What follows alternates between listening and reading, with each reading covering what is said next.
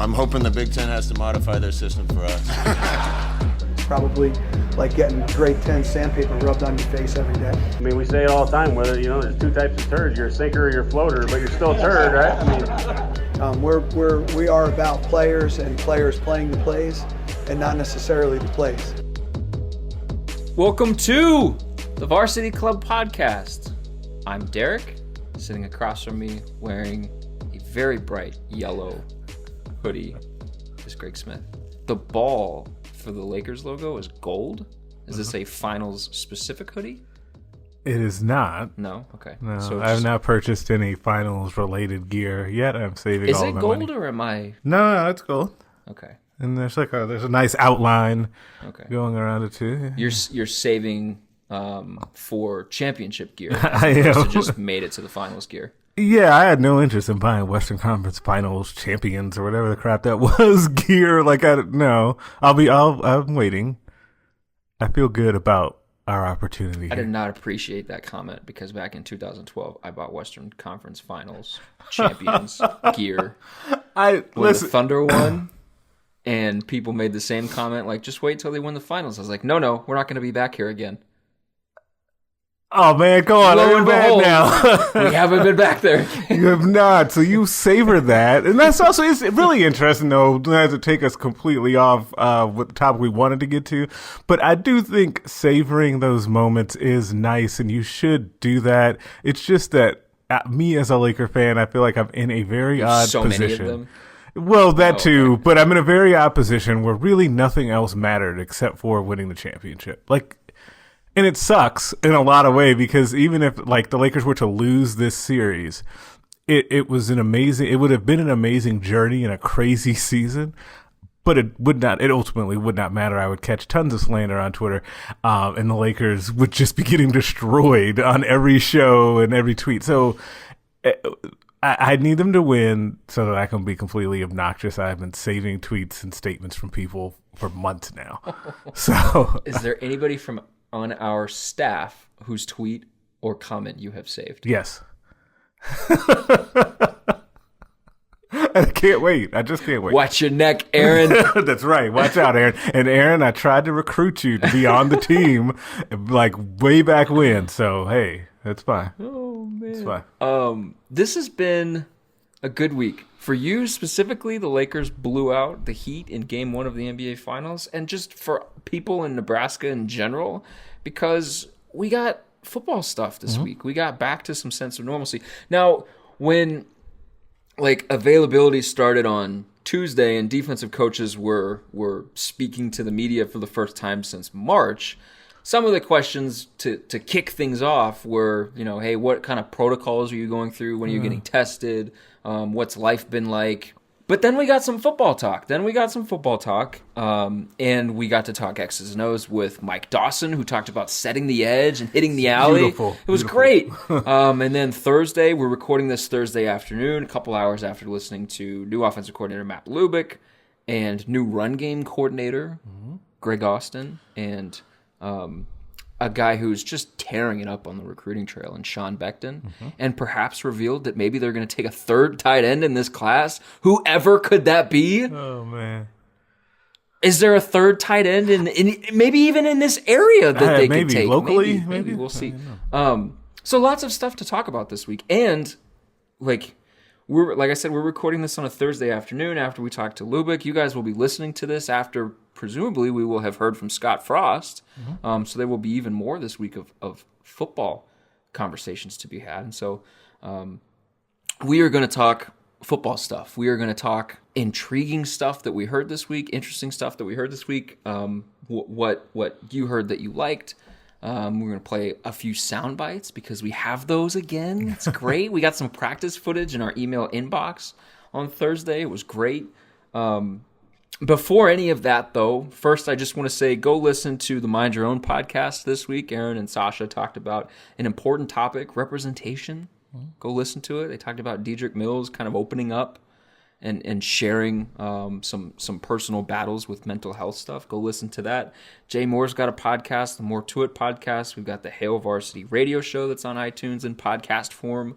Do you want to tease what you have coming up? I have something coming up. You have something that coming. The first episode will come out next week. You have something coming. I do. That starts out cool. I didn't listen beyond 30 seconds, but it starts out cool. I appreciate you saying it starts out cool. At least I'll take that.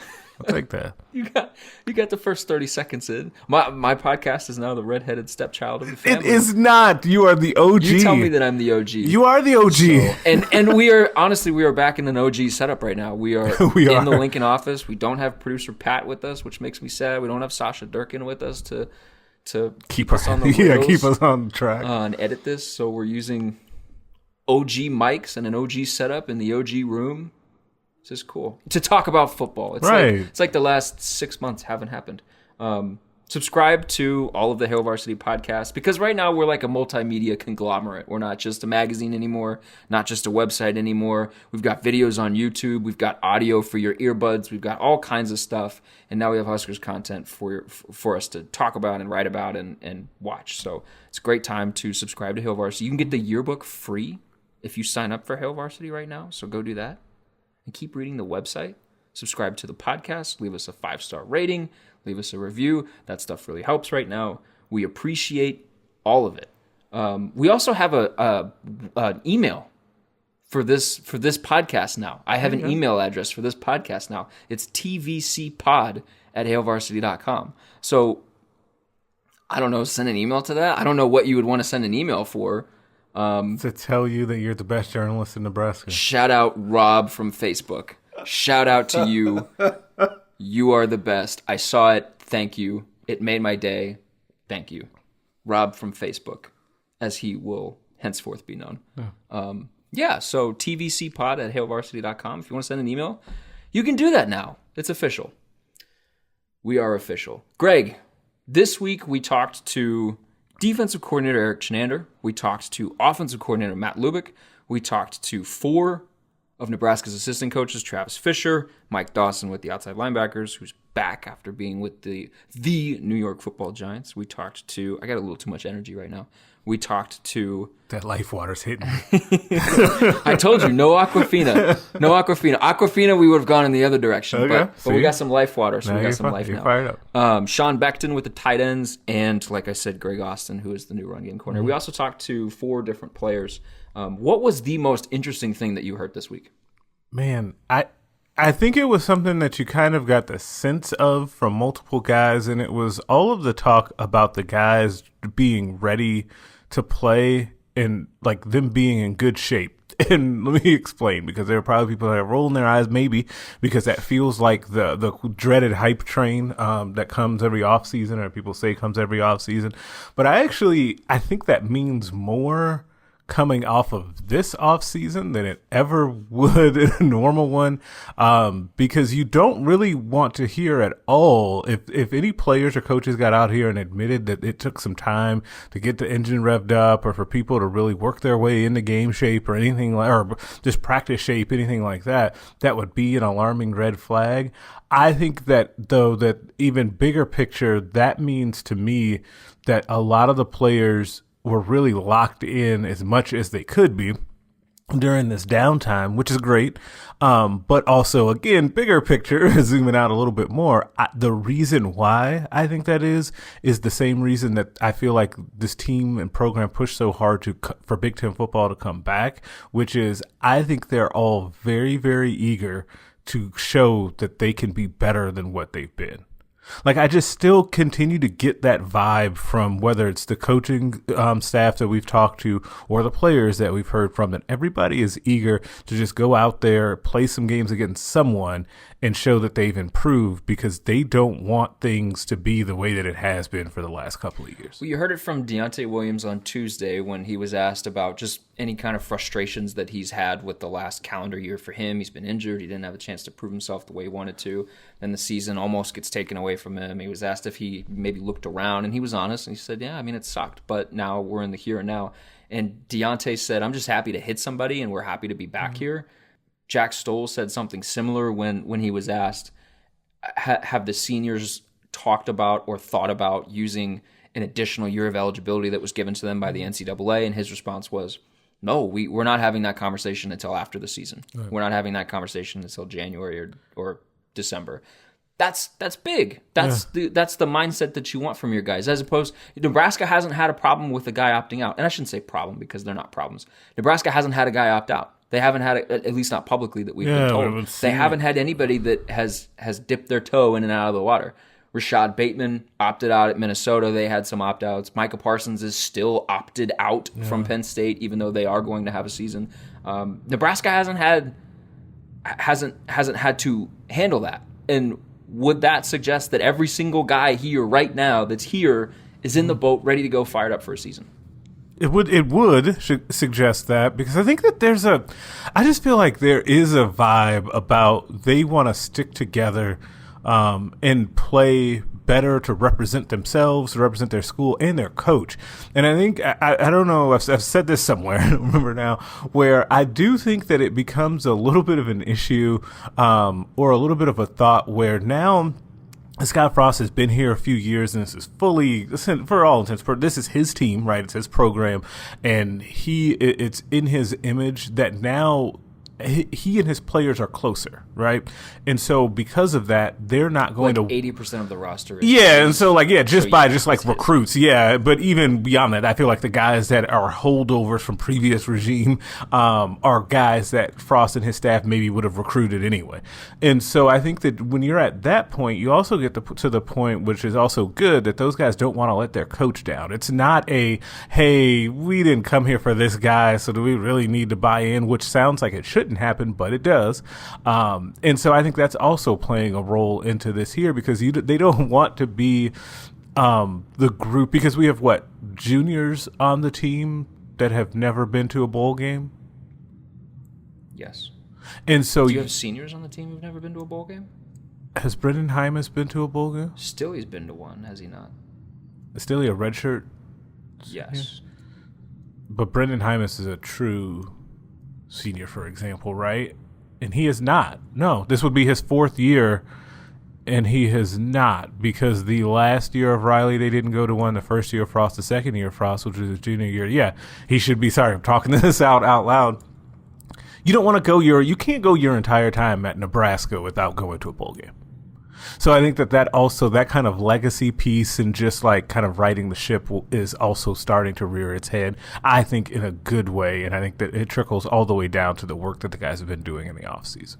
I want to play audio from Matt Lubick. I think we're in a really good place. 'Cause I've seen it just from an improvement standpoint. Our guys have taken advantage of the time. They threw a lot on their own when they could. I think the guys have done a lot of stuff with this pandemic off the field and bonded in that way. And I think we're on the same page. We've installed our offense. Now we're reinstalling our offense. So I feel we're in a good place. I know we missed spring ball like a lot of other college football teams did. But the pandemic, our guys handled it great, with extra opportunity to do things on their own. Okay, so I asked him, you're 20 days away from a season. Mm-hmm. In terms of chemistry, familiarity with between quarterbacks and wide receivers, where are you at in terms of, or in relation to where you would normally like to be? And part of that answer, like you just heard, was him talking about guys putting in work in the offseason and doing it on their own. And we had heard that earlier. I think it was Chenander that said leadership is a contact sport. Mm-hmm. Guys have talked about, I think Frost did on Sports Nightly, guys have talked about they had this leadership group on the team that really took it upon themselves this summer when the coaches couldn't organize anything to say, hey, we still want to play football. We're going to fight for football. So we're going to do what we need to do to stay in football shape and stay ready to go if and when football is given back to us. Whereas, it's been reported that maybe other teams, or at least rumored that other teams throughout the Big Ten didn't do the same. By all accounts, Nebraska prepared like it wanted a season, like it was going to have a season, like it wanted to make a statement out of its season, mm-hmm. which is kind of the point that you were making. Like these guys want to prove something. Yeah, absolutely. And that's the thing too is, that's another good sign though for kind of the laying of the foundation for the culture that Frost has talked so much about over these last few years of him being here. That's a great sign for that, right? That if In fact, and that, I guess it's not even, we know that the players organized things on their own. They worked out. They did what they needed to do within reason of the rules that they had in front of them. I wonder if you asked Frost if he thought that would have happened like year one in this situation, if he thinks if to the same level. He probably would have had some of it, but would it have happened to the same level? I think that is a testament to the different culture and improving culture that they have here, which is exactly what they want. Because what do they always talk about, they being the coaching staff, to a man? All of them, up and down that coaching staff, talk about getting guys here that love the game of football. Obviously, you have some of that, right? Or a lot of that, based on all the things that you hear about how much they've worked during the offseason. Worried at all about Matt Lubick saying that Omar Manning has battled some nagging injuries, quote unquote nagging injuries, which has slowed him down? Is that worrisome at all? When we talk about the offense, we talk about them taking a step. Omar Manning is a big piece of that. A little bit, yeah, because it depends on what those nagging injuries are. He did not say, but when you think nagging injuries, you think those ones that don't really go away that quickly, like your hamstrings, calves, the groins, those sort of groins and hamstrings, really. So hopefully it's none of that, and he can be right, especially as they start to turn towards full contact and really getting prepared for the season, because you're going to need that guy to be everything you hoped he would be for the offense to take a step forward. So yeah, that's a little bit concerning, and it's definitely something that's going to be a storyline going forward, even though I'll be curious on how it then gets handled from the head guy. Because we know how much Frost does not like to talk about injuries, so we'll see how that goes. Matt Lubick also said, quote, "I think they're a strength of our team," end quote, when talking about the offensive line. What did you think of that? It should be. Like, that to me, I think, and we started out talking about kind of the wide receiver piece of it, but to me, the offensive line and how far they've come and where they start the season off, I think is going to determine what that record looks like after the first 3 or 4 games. Because if the offensive line comes out playing the way that we think they can play and the way that they should probably play based on what they have coming back and the level of talent that they have in that top group, then it really is going to open up things in offense, especially the running game, in which you have a really good running back in Dedrick Mills. You should then be able to open up plenty of space for him. You should be able to protect Adrian Martinez to allow him to find his receivers. That to me is the most intriguing piece of the early part of the season on the offensive side of the ball. Did it surprise you at all when Greg Austin just kind of rolled through the offensive line and essentially gave us the 3 deep for what they're working with right now? Let me pull this up. Yep. So at left tackle, it's Hymas. It's Brendan Hymas. That's what you expect. Behind him, a trio of Turner Corcoran, Christian Gaylord, and Brant Banks. Christian Gaylord and Brant Banks are both working at right tackle and left tackle. Turner Corcoran is a guy that Austin said has emerged. We'll talk about that in a little bit. At left guard, Bo Wilson, then Brock Bando, then Nori Newelly? I think it's Newelly. Yes, Newelly. At center, Cameron Jurgens with Will Farniok behind him, and he said Trent Hickson is working a little bit at center. So you got Trent Hickson working at all 3 of the interior spots on the line. At right guard, it's Matt Farniok, it's Ethan Piper, Trent Hickson, and Matt Sichterman behind him. At right tackle, it's Bryce Benhart with then Banks and Christian Gaylord working by. That's some depth. Mm-hmm. That's some depth. Were you surprised at all to hear Greg Austin spell it out the way he did? He basically gave us the 2 deep or the depth chart and he was willing to talk about the depth chart, which is great. Yes, I'm always surprised when football coaches go in detail into their depth chart. And without a lot of qualifiers and all of this, he really just laid it out there. So I thought that was cool. I will take that any day of the week. But it is some depth. I'm with you. I agree, and I think that this is the most depth that they've had on the offensive line since this staff has been here, and really in some time, which is great, and I think is going to be needed moving forward for them to be the type of offense that they want to be in this conference. I think that we talk so much about the offense as a whole and, what they wanted to do within the Big Ten and how they could try to bring a little bit different style and bring in that up-tempo spread that they run. from the different places that they've been. But I still think at the end of all of that, to be able to make that work in this conference, you're going to need a really good offensive line that can hold up against, because you're going to play NFL level defensive linemen almost all the time in this conference. Like, it just happens across the board all the time. Or you're playing against really, really well coached teams. Like, are you thinking about even like an Illinois with Lovie Smith and what they do on defense? Like, they're just always going to be well coached. Northwestern is kind of like that. The teams that might not have the top end talent, like say an Ohio State or a Penn State or even Iowa, what they do with putting linemen in the league, like, you're just going to always need that. So that it's good that they're moving towards having what would be closer to a dominant offensive line. You can't call them that yet because we haven't seen them, but they are moving closer to you being able to see that at some point. Can I switch gears for a second? Because there is a big discussion about like young guys that we think might play or should play based on NCAA eligibility. But before we get there, I want to sidebar into something else that was not something that we heard from coordinators or coaches this week. It was something Iowa's team physician confirmed to Hawkeye Report, Mitch Sherman from The Athletic shared this, that the Big Ten is capping daily antigen tests at 170 per team. And this was the key part, programs cannot purchase extra tests. The 170 includes all personnel, including managers and trainers who come in contact with players. So now that we know that the number for testing is 170, the 5% rate in anything, if you're at 5% in anything above that, that lands you in the red zone based off of the Big Ten's testing protocols, measures, whatever you want to call them. Yeah. That's 8.5 people, 8.5 positives. So basically, if you have, I don't know if they're going to go 8 or 9, but 8 or 9 positives, which is tough. First of all, you can talk about that, but that's not the direction that I want to go. I would like to talk about why it's being capped. And I don't know the answer to this question, but I think it's incredibly stupid that the Big Ten is doing this, is capping it.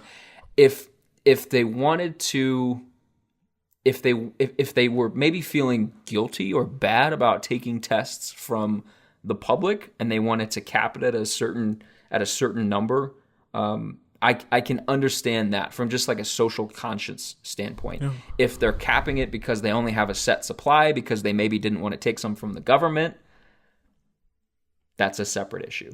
If it's a pride thing, that's a separate issue. This is going to make life interesting for Nebraska because they have 154 players listed on the roster on Huskers.com. And if you're talking about guys that have to be tested daily, adults in the room that have to be tested daily, that come into contact on a daily basis with players, you're talking about Frost, you're talking about your 10 assistant coaches. They have 9 analysts, quality control guys, and graduate assistants in total, 9. Then you're talking about Zach Duvall would have to get tested, right? Yeah, they have to. They have 3 assistant strength coaches assigned to football, one of them being Andrew Strope. Yeah. I would assume if only one, it would be him, but I mean, maybe 3, all 3, because you can't ask Duvall to handle everything on his own. All right. And we already know that his load is heavy when it comes to what he's having. There's 3 trainers assigned to football, including the head trainer. There's a number of managers. I mean, they don't list the team managers, the equipment managers on their website, with the exception of Jay Terry, who's the head of equipment management. But the Nebraska manager's Twitter account, the header image for that Twitter account has 19 people in the photo. So, I mean, I think we can assume that they have double-digit people there that would be coming into contact daily with players. Somebody like Jared Lambert, somebody like Dave Ellis. Does Ron Brown count there as Director of Player Personnel or Director of Player Development, whatever his title is? Does Sean Dillon count there? Your entire recruiting department. Very, very quickly, you're approaching anywhere between 30, 40, upwards of 50 adults that would need to get tested. Your media team that's shooting that practice footage, there's someone doing that, right? But do they have daily contact if they're off to the side? I don't know. But would you want to take that you're having to make decisions that you probably shouldn't have to make. If they're wearing masks and they're not touching or handing stuff to, like, this is part of the question that I have, and I tried to talk to Ronnie Green, and Nebraska understandably directed things back to the Big Ten Conference, and the Big Ten Conference is not really being forthcoming with information. They're not really helping surprise anyone here on this. No. So like there's a question as to who counts there, how you're going to get people in there, if you're going to be able to like change on a weekly basis who counts in your 170 and who doesn't count in your 170. Maybe you can finagle things that way. But regardless, like Nebraska's not going to be able to take 154 people. There are going to be players on the roster right now that are not going to be able to play this season because they just can't get tested. Yeah, you're right? That's a problem. Under this rule, under the 170 rule, I feel like the easiest way for them to be able to get the majority or all of the people that you just laid out that are like support staff and coaches to be tested is for you to reduce the number, that 154, which would fundamentally change what Nebraska does, though. Yeah. Like, it really does. Like, that's... Remember I want to say it was the very first Scott Frost press conference, he talked about growing the roster size. Yeah. Like, this comes up. Like, this is a thing here that is, and I don't know if I would assume that, you know, at Purdue, this is not a conversation there, but, or many other places in the league, but it definitely is at Nebraska. Like, it really is. And I assume that when that number came down to Nebraska's leadership, that they were not thrilled with that just because of the amount of players that they had. I don't understand. And I think somebody said, like, there's a maybe here. There's a maybe component to it. Maybe it's would potentially be revisited or something like that. I mean, everything with the Big Ten can potentially be revisited. Even if you say it's not. Yeah, that we've come to know that as a fact. But, like, not allowing teams to purchase their own tests separately so that they could test everybody. I mean, most of the responses that I've seen is, how are you caring about safety in that standpoint if you're capping the number of people that can get tested? It seems strange to me because, I mean, and I don't know if other people are going to have this same kind of problem, just because, like you said, Nebraska has a bigger roster than probably most other programs in the Big Ten. But, like, the 30 to 40 number is, like, really, really conservative in terms of which adults get to have daily contact definitely with. going to be more than... Like, I didn't include anybody from academics. Do those people count? Oh, yeah. What about the people? So wouldn't there have to be people at the training table, right? Right. Who does those that? People so count? Those people, like, what is the universe, or do they not fall under team personnel or anything like that? I think there's going to need to be some clarity on who counts and who has to get tested. And I'm sure Nebraska is seeking that clarity. We might not get it, but I'm sure Nebraska is seeking that clarity because I'm sure they're not happy about this. No, because it's just going to change what they do. And it's not in, I was thinking too, though, it's not, the roster size is one thing, but I would wonder if Nebraska is on the higher end of those additional people as well. Because in general, big programs like Nebraska have more support staff. It's one of those things recently it makes sense. has more players had, you have, the more well, that personnel too, you need. but just like they are more willing to carry more of those support staff people to be able to do different jobs. So, like, when you look step outside of the Big Ten, you look at Alabama, how they have a lot more GAs and analysts and all of that stuff. Their recruiting department is bigger than your average school. Ohio State should probably be in that same boat. So, like, you're going to just have more people to test. But it is fascinating to me, yet confusing, as to how you would tell your teams that essentially, if we're reading this correctly, that you've got to make a decision on whether or not to test your players or test your recruiting department, for example. And if you can't test, and if you're making them not test the recruiting department, do they essentially then have to just work remotely? Like, they cannot come into the facility because they may come in contact with a player and they haven't been getting tested? Like, what would be... Like, it's just, there's a lot there. Like, and I do wish that for many reasons, that the Big Ten would be a little bit more forthcoming on that so that we can figure out what the actual deal is there. And the issue there is they don't necessarily have to be publicly forthcoming. They absolutely have to be forthcoming with the 14 teams in the Big Ten.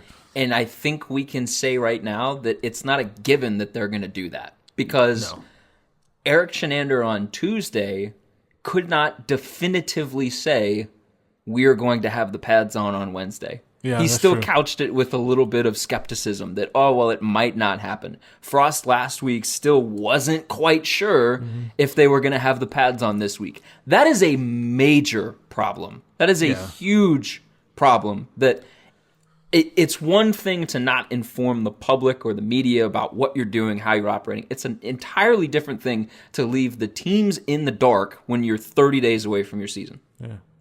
They have to know.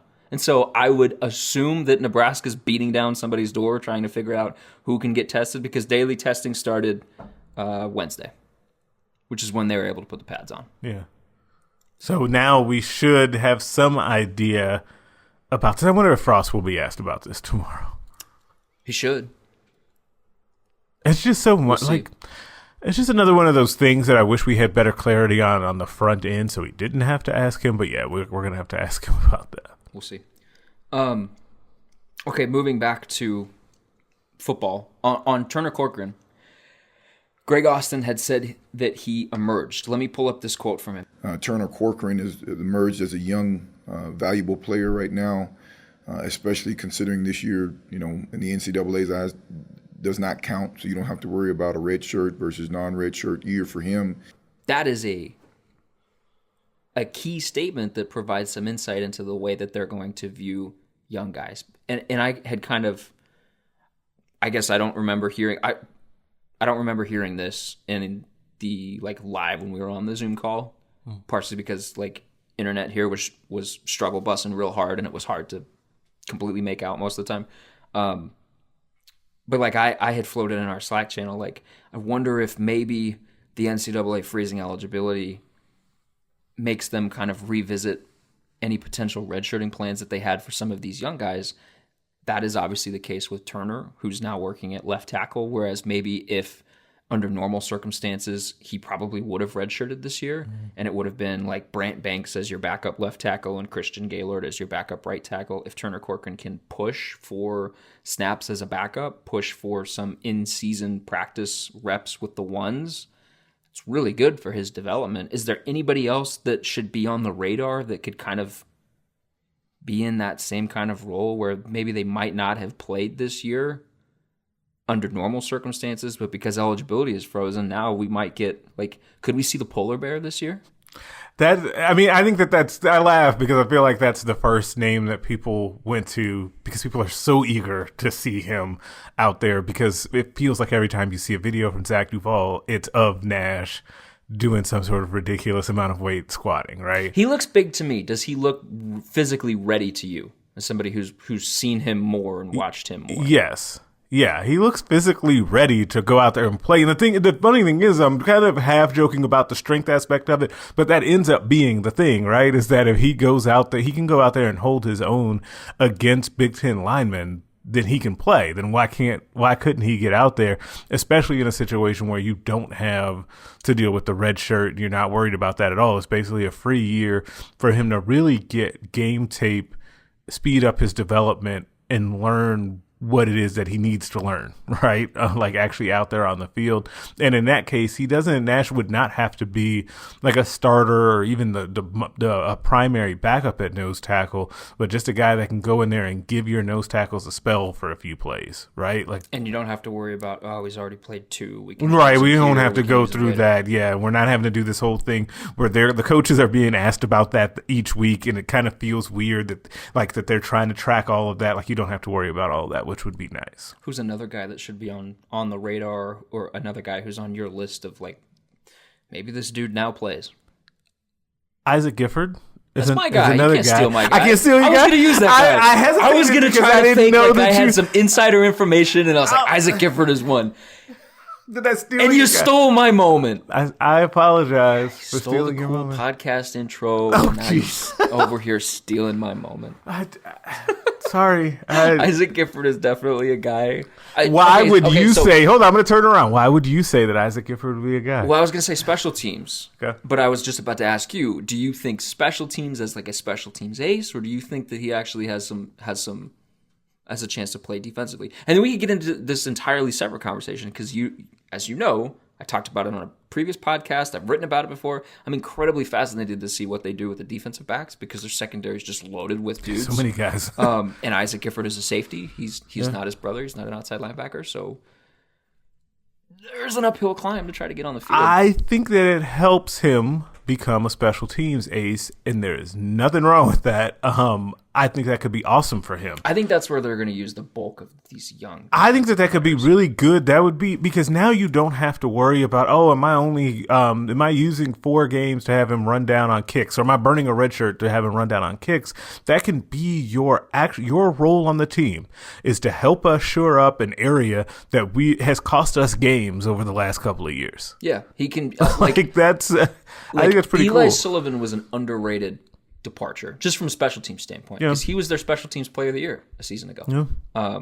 And he has since left the team. Like maybe a guy like Blaze, maybe a guy like Taman Lynam. I feel like I can never determine between Lynam and Delancey. I feel like one of those guys is going to play. Maybe both, but I feel like, maybe both. It doesn't matter. And this could be where you this is the Rutledge component where they're just placing, which is weird because he's an analyst and not an assistant coach, but they are placing a lot of emphasis on special teams. They want guys who play regular roles with the defense to embrace special teams. They want guys who have regular roles and even starters to embrace special teams. And if you get those guys, like JoJo Doman had the comment where he's like, I'll play first down, I'll play second down, I'll play third down, I'll play special teams. Like if you get those guys to do it, then you can get like Quentin Newsome, who played a bulk of his not snaps, but a bulk of the time spent on the field last year was spent as a special teams guy. If you can get some of those younger defensive backs, maybe some young wide receivers to be those guys, that clears a lot of stuff up. Maybe you don't have to use Wando Robinson as a kick returner. Maybe. Do you think they want to use Wando Robinson as a return man? That's a great question because I think they have a couple other guys, Alante Brown, back who we didn't talk about, but because as a freshman that will play mostly because he's going to play, right? Like either way, I think that regardless of what the rule had been, he's a guy that has impressed a lot. Alante Brown that will play, but now they have more options to go back there and return kicks. The thing is, to me, is that I just feel like I would struggle as a coach with I want to get Wandale Robinson with his hands on the football to see what he can do and help us win. But at the same time, I don't want to use him too much. But maybe if we're using him in the return game versus carries, I would take that trade-off, right? So maybe I would still probably use him in the return game. Kickoffs. But remember, kickoffs are the most dangerous play in football, and I believe that all kickoffs should be outlawed. Well, do you remember this? I do remember Completely that. Now that you said that. No kicking in football. Yeah, I do remember that. Zero kicking in football. No kicking. None. No. On that topic, we got video of Connor Culp hitting a field goal. We do, and we keep getting the footage of him. Okay, but that actually, I'm glad you said that. They're using kickers as the kicker. Yes, they are. But okay, go with me here though. The footage that you're seeing of Connor Culp kicking is it Cherney? Is how you actually pronounce it. That's her name, Cherney, Daniel Cherney, doing cool punts, right? And then Rutledge being on Twitter, talking a lot about special teams, sharing stuff. Could that be a sign of like a shift of them really paying attention to the details of special teams and making it important? Because if you make it important, if you also throw in what you were saying about JoJo and how he said he'll play special teams, I'm sure if you ask like Cam Taylor, like he would say the same thing. Like it might feel like guys are actually paying more attention to that detail of the game, which I think can be good. Let me take it a step further. If they're paying attention to the details of special teams, then they're paying attention to all the little details. Possibly. Right. Possibly. Which I still would maintain. Like, we're talking about a real turnaround here? Are we talking about a 6-2 football team here? I'm not going there They're yet. paying attention. Come on, give me a win loss. No, you just drop that on me. We got 20 days till the season starts. I got 19 days to stall that. If they're paying attention to but special I teams, do like they're that. valuing I special like that. teams. They're paying attention to the details. You're paying attention to the details elsewhere, right? You had how many one-score losses they had over the last 2 years? Too many. Yeah. Those things end up being the difference in that. But I am not giving you a prediction. No. I got 19 days, maybe 18. I do appreciate Matt Lubick's line where he said, where was it at? At the end of the day, football is about blocking and tackling. It's your wide receiver coach. I love it. That's pretty cool from a wide receiver coach. In the veins to get your wide receiver coach to say that. I like on the defensive side of the ball, I can't wait to see what they do with the secondary. On the offensive side of the ball, the wide receivers are just constantly where my brain is at. I'm just constantly fixated on who's going to be where, who's going to be doing what. I know what Wandale can do. I know. Which is why he never comes up anymore, by the way. He didn't really come up during any of this week. It's been really interesting that way. Everybody's excited about him, but we're not asking about him, which is great. Great for him because he doesn't have to do any media. Yeah, right. He can just chill for a minute. And hang out. Until the season starts. Focus on making his new album and dropping some beats. But you know who we didn't talk about real quick, and I don't want to move on before we say this. Speaking of wide receivers, we did not talk about Xavier Betts. Right. Who was a guy who... He was not asked about. Not directly, no. He was he mentioned as a guy who... No, he wasn't. But I think that's a guy that because the physical talent is just there and the size is there, when the light comes on for him, you're going to be like, oh, there's that guy.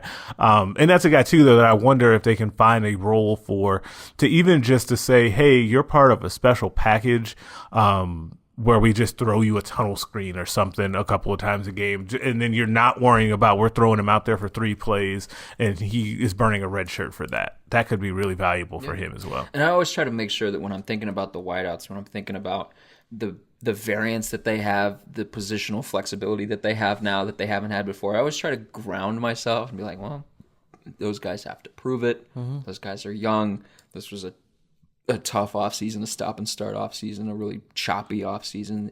It's not going to come right away. If Omar Manning is dealing with nagging injuries, that throws another wrench into things.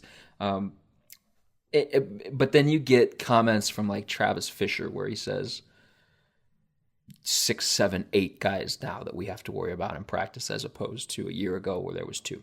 Mm-hmm. And since Frost has been here, it's really been through misuse, through injuries, through just guys not stepping up, whatever. I think it's a combination of the 3. Yeah.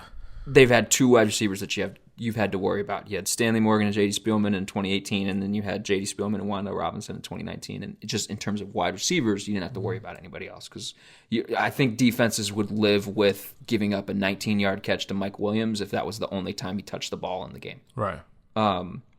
Do you buy Fisher's comments? Do you think it's coach speak? Where are you at with some of the stuff that we heard about wide receivers? Lubick feels good about them. Travis Fisher says there's a lot of them. Alante Brown is a guy who can't apparently be catched if he's running in the open field, according to Jack Stoll. Do you want to kind of ground yourself a little bit, or are you feeling good about what you've heard from the wideouts? I feel good about what I've heard about the wideouts, in part because I feel like the thing that we just haven't seen thus far with this offense, and through what you mentioned, the combination of all of those things, is that can you picture like when you would watch UCF or when you used to watch Oregon, guys would be running open and the quarterback would find them quickly. Right? It didn't matter which guy it was, if it was the number 1 wide receiver, if it was number 4 wide receiver, it would happen. That has not been the case here. And I think that that's because there hasn't been a comfort level with the scheme, but also the processing by the quarterback has been off at times. The confidence of the quarterback has been off at times. The protection has been off at times. So if you start to get some of those other things ironed out and you're just getting better wide receiver play in general, I don't think that they have to make as big of a leap to then have really good play on the outside. So yes, I am buying it because I don't think that they have to make a huge leap to then have bigger production, because as long as they are running the scheme as effectively as it can be run or close to as effectively as it can be run, then I think the scheme will also help to get guys open. Football's back, man. Yeah, we're talking about scheme. 3 weeks. 3 weeks away from football. 3 weeks away from Nebraska football. And only 4 days away from FIFA 21. Nice. Yeah. Anything else you want to talk about? Anything that we need to hit on that hasn't been discussed so far? I can't think of anything. No. There's been a lot. Yeah, it's been a lot. Informational overload. We're going to have to go back through some things this weekend and listen to some stuff. It's nice to be in this. Yeah, and that's even before we talked to Frost. Like when people listen to this, Frost would have already talked, but like we haven't talked to him yet. So there'll be even more that comes out from that. Even more. It's great. Great time in college football. I just hope that it continues, and I hope that everybody stays safe. Greg, thank you for coming on the podcast. Thank you for sitting in this non-studio office space without producer Pat. It's fine. Without Sasha. Thanks for being back in the OG setup, man. I appreciate you having me. I'm not a full diva yet. I'm not completely acclimated to the new studio. You are a Laker fan though, so it kind of comes with the territory. You guys are all divas. I'll own that. Okay. I mean, you're wearing yellow. I don't know anybody else that wears yellow. It's championship. It's also yellow. a gross yellow. Is it? Are we just gonna totally slander me? It's right a now? gross yellow. All right. It's the kind of yellow that like people around here don't like. Well, get over it. I mean, it's not that yellow. It's not a good yellow. It's not a good yellow. Should have been purple. The ball is definitely gold. It's a finals hoodie. I'm gonna have to Lakers in 4. Lakers in 3, baby. Which is dumb because I said before the game started, I told you it could be Lakers in 6, could be Heat in 5. I actually said that. You did say that. I took a screenshot. Are you going to throw that back in my face? No, I'm not. They just lost joking. 2 starters in the first game. We're down a starter too. So I'm not. Okay, don't be comparing Avery Bradley to Bam Adebayo. We had this conversation before. Don't do it. I'm just saying. Facts are facts. The same. Facts are facts. I mean, sure, facts are facts. They're missing 2 starters and you're missing 1 starter. Sure, facts are facts. They're missing their second best player and their third best player. You're missing your third best guard? It's because Rob Pelinka should have been executive of the year, is what that sounds like to me. Gosh. No, he should not have been executive of the year. Sam Presti absolutely robbed the LA Clippers blind. He did. Completely robbed them. But what about when Pelinka signed Dwight Howard off the scrap heap? He doesn't get credit for that. Why? Dwight Howard gets credit for that. What about the magical trade that he pulled off for Anthony Davis? I mean, sure, give him credit for that. We stole like 10 draft picks from the Clippers, and in exchange gave them way off P, who's bricking sides of backboards out here, blowing 3-1 leads in the second round. Man. It's not a competition. That's fine. Sam Presti deserved executive of the year over Rob Pelinka. He deserved runner-up. No. God, no. An executive doesn't get credit for a guy turning around his career in season. Not for signing that player. He just signed the player because he wanted a big. He didn't foresee Dwight Howard having a resurgent season and completely shutting down Nikola Jokic in the playoffs. He didn't see that. Dwight Howard gets the credit for that. How do you know? You can't... You've heard Rob Pelinka talk. He delivers beautiful prose. You know he does. I have heard Rob Pelinka talk. That's how I know. That's great. Okay. All right. Sure. That's fine. Lakers in 3. Oh, man. We'll be back next week with another podcast. Greg may or may not be on in the near future after I've completely slandered his Lakers, his color scheme, and his hoodie. Thank you for coming on. Thank you. We'll be back next week. Listen to all the Hail Varsity Media. I don't know what the YouTube page is, but I'll link it in the description on our website for this podcast episode. Go listen to all the other podcasts. Like I said in the beginning, listen to Aaron and Sasha's Mind Drone podcast, Jay Moore's More To It podcast. Greg has one coming with a special guest. With a special co-host that I will allow him to reveal when the time is right. It's good. Listen to it, even though I've only listened to 30 seconds. It's coming. It's coming. And keep reading HailVarsity.com. Thanks, guys.